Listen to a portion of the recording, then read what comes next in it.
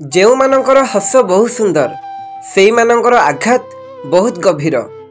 ଜରୁରୀ ନୁହେଁ କି ସବୁ ଉପହାର ଜିନିଷ ହିଁ ହେଇଥାଉ, ପ୍ରେମ ଆଉ ସମ୍ମାନ ବି ବହୁତ ଭଲ ଉପହାର ହୋଇଥାଏ। ଦିଆସିଲିର କାଠି ତ ସବୁ ଏକାପରି ହୋଇଥାଏ, କିଛି ଦୀପ ଜାଳନ୍ତି ତ ଆଉ କିଛି ଘର। ସମୟ ଯେତେବେଳେ ଭଲ ଥାଏ ଶତ୍ରୁ ବି ବନ୍ଧୁ ହୋଇଯାଏ, ଆଉ ସମୟ ଯେତେବେଳେ ଖରାପ ଥାଏ ବନ୍ଧୁ ବି ଶତ୍ରୁ ପାଲଟିଯାଏ। କେତେ ଭଲ ହୋଇଥାନ୍ତା ଯଦି ଲୋକ ଅନ୍ୟର ଗୋଡ଼ ଟାଣିବା ବଦଳରେ ତାଙ୍କର ହାତକୁ ଟାଣନ୍ତେ, ତେବେ ଆଜିର ଦୁନିଆ ବହୁତ ଉପରକୁ ଯାଇ ସାରନ୍ତାଣି। ଆରେ ଘୃଣା କରି କାହାର ଗୁରୁତ୍ୱକୁ ବଢ଼େଇବା ଅପେକ୍ଷା କ୍ଷମା କରିକି ତାକୁ ଲଜ୍ଜିତ କରିଦିଅ। ସମ୍ପର୍କ ଏମିତି ଏକ ଶବ୍ଦ ଯାହାକୁ ତୁଲେଇବା ତ ଦୂରର କଥା, ବୁଝିବା ପାଇଁ ବି ଲୋକଙ୍କ ପାଖରେ ସମୟ ନାହିଁ। ପ୍ରେମ ସେଇ ପାପ ଅଟେ ଯାହା କରନ୍ତି ତ ସମସ୍ତେ, କିନ୍ତୁ ଦଣ୍ଡ କେବଳ ହୃଦୟରୁ ନିଭାଇଥିବା ଲୋକଙ୍କୁ ମିଳେ। ଯାହା ପାଖରେ ଅଧିକ ଅପସନ୍ ଥାଏ ସେ କୌଣସି ଜଣଙ୍କର ବି ଫିଲିଂସକୁ ବୁଝିପାରିନଥାଏ। ସହଜ ହୋଇଥାଏ କାହାକୁ ଦେଖିବା, ପସନ୍ଦ କରିବା, ଭଲ ପାଇବା, କିନ୍ତୁ ସବୁଠୁ ମୁସ୍କିଲ କାମ ହେଉଛି ସେ ସମ୍ପର୍କକୁ ନିଭାଇବା। ସବୁକିଛି ଜାଣିକି ମଧ୍ୟ ଯଦି ଆପଣ ଭୁଲକୁ ଭୁଲ କହୁନାହାନ୍ତି, ତାହେଲେ ଆପଣ ନିଜ ହକ୍ ପାଇଁ କେବେ ଲଢ଼ିପାରିବେନି। ସବୁବେଳେ ସେଇ ସୁଖକୁ ତ୍ୟାଗ କରିଦିଅନ୍ତୁ ଯାହା କାହାର ଦୁଃଖର କାରଣ ହେଉଥିବ। ବାରମ୍ବାର କାହାକୁ ଆମ ଭାବନା ଆଉ ହୃଦୟ ସହ ଖେଳିବାକୁ ଦେଲେ ସିଏ ଦିନେ ଖେଳାଳି ହୋଇ ରହିଯାଏ, ଆଉ ଆମେ ତା ପାଖରେ ଖେଳନା ହୋଇ ରହିଯାଉ। ବର୍ଷା ଛାଡ଼ିଗଲା ପରେ ଛତା ଯେପରି ବୋଝ ଭଳି ଲାଗେ, ଠିକ୍ ସେଇ ମଣିଷମାନଙ୍କର ସ୍ୱାର୍ଥ ହାସଲ ହୋଇଗଲା ପରେ ସମ୍ପର୍କ ବି ସେମାନଙ୍କୁ ବୋଝ ଭଳି ଲାଗେ। ବହୁତ କଷ୍ଟ ହୁଏ ଯେବେ ଆପଣଙ୍କୁ ବୁଝିବା ବାଲା ଭୁଲ ବୁଝିଥାଏ। ଯିଏ ତୁମକୁ ବୁଝୁନି ତାକୁ ବୁଝେଇବା କିଛି ଦରକାର ନାହିଁ, କାହିଁକି ନା ଆଜି ସିନା ସେ ତୁମ ମୂଲ୍ୟ ବୁଝୁନି, ହେଲେ କାଲି ବୁଝିଯିବ ଯେତେବେଳେ ତୁମେ ତା ପାଖରେ ନଥିବ। ସଚ୍ଚା ପ୍ରେମରେ ଯେବେ କେହି କାହାକୁ ବହୁତ ମିସ୍ କରେ ସିଏ ଏଇ ଦୁଇଟି କାମ କରିଥାଏ। ସିଏ ତୁମକୁ କିଛି କାମ ନଥିଲେ ମଧ୍ୟ ବାହାନା କରି କଲ୍ କରିଥାନ୍ତି। ଛୋଟ ମୋଟ କଥାକୁ ନେଇ ସିଏ ତୁମ ସହ କଥା ହେବା ମାତ୍ରେ ଝଗଡ଼ା କରିଥାନ୍ତି, ପୁଣି ସରି କହି ନିଜେ ମନ ଦୁଃଖ ବି କରିଥାନ୍ତି। ଯିଏ ଭାଗ୍ୟରେ ନଥାଏ ପ୍ରେମ ସବୁଠାରୁ ଅଧିକ ତା ସହ ହିଁ ହୋଇଥାଏ। ଯେବେ ମଣିଷ ପ୍ରେମରେ ଧକ୍କା ଖାଏ ଓଠ ନୀରବ ରହିଥାଏ ସତ, କିନ୍ତୁ ହୃଦୟ କାନ୍ଦୁଥାଏ। ଯଦି ଏମିତି ଲୋକର କଲ୍ ଆସେ ଯିଏ କେବଳ ତାର ଦରକାର ବେଳେ କଥା ହୋଇଥାନ୍ତି ତାର ସ୍ୱାର୍ଥ ଅନୁସାରେ, ତେବେ କିଛି ନ ଭାବି ତା କଲ୍ କାଟିଦେବା ଭଲ। ହରେଇବା ଲୋକ ଯଦି ନିଜର ହୁଏ ତ ସମ୍ଭାଳିବାକୁ ସମୟ ହିଁ ଲାଗିବ।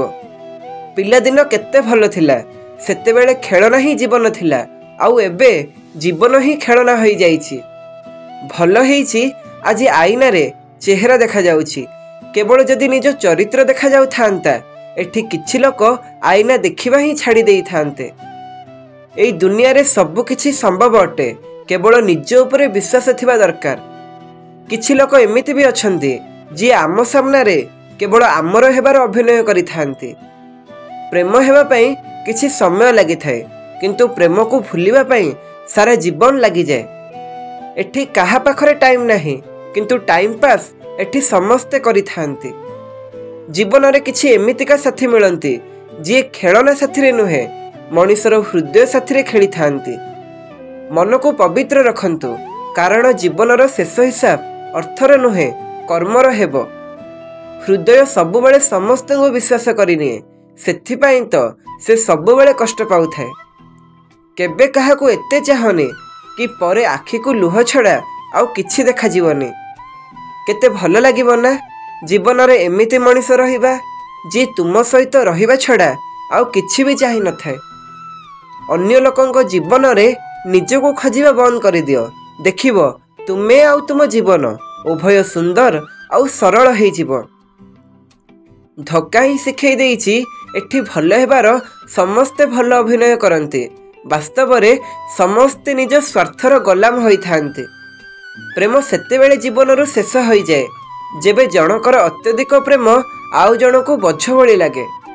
ଏଠି ସମ୍ପର୍କର ମୂଲ୍ୟ ଯିଏ ବୁଝେ ତା ସହିତ କେହି ସମ୍ପର୍କ ରଖିବାକୁ ଚାହାନ୍ତିନି, ଆଉ ଯିଏ ସମ୍ପର୍କର ମୂଲ୍ୟ ବୁଝେ ନା ତା ସହିତ ସମ୍ପର୍କ ରଖିବାକୁ ସମସ୍ତେ ଚାହାନ୍ତି। ନିଜର ସବୁ ଖୁସି ସୁଖ ଦୁଃଖ ସମସ୍ତଙ୍କ ଆଗରେ କୁହନ୍ତୁ ନାହିଁ, एठी तुमर इमोशन कि तुमर भावना सहित कहार किछि जाय आसे नाही।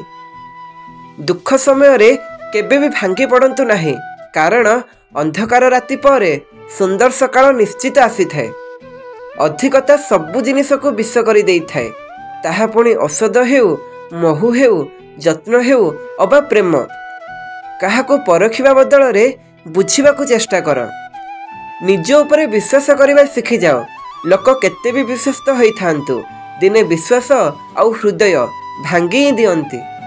प्रेम को बंचाइबा पई एई दुईटी काम निश्चय कर। प्रथमे चुप रहिबा शिख, आउ द्वितीय रे क्षमा करबा शिख।